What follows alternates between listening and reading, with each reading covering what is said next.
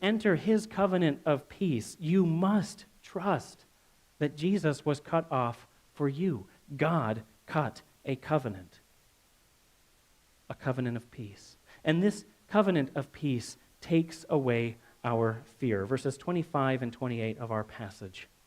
I will make a covenant of peace with them and eliminate dangerous creatures from the land, so that they may live securely in the wilderness and sleep in the forest.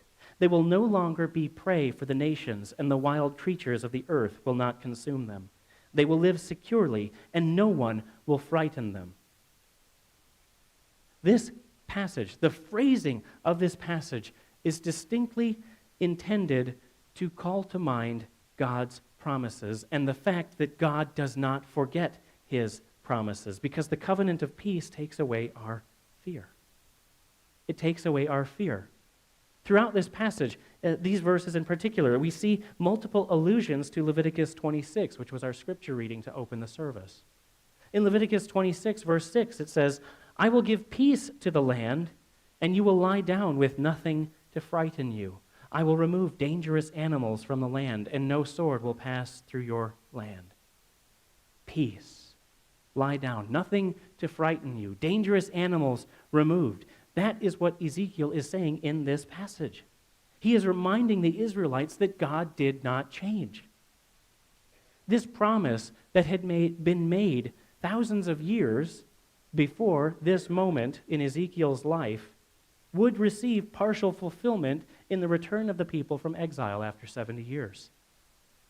And then the people would have to wait almost 600 more years for Jesus to appear, for this covenant of peace to be cut and ratified. And we who follow him still wait for complete fulfillment upon Jesus' return.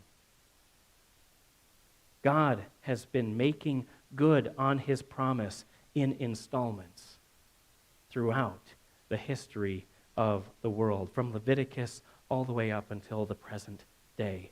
God does not forget his promises. And so he says, I will make a covenant of peace with them and eliminate dangerous creatures from the land, so that they may live securely in the wilderness and sleep in the forest.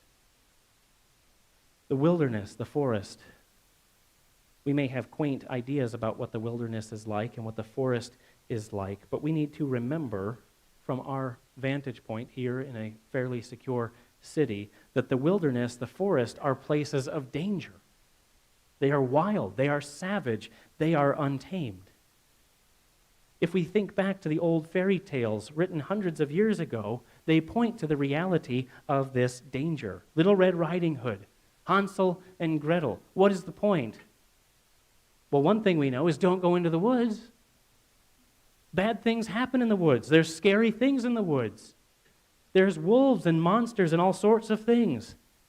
And yet here in this passage, recognizing the danger that these places represent, God says, I am going to tame the wilderness. It is collared. It is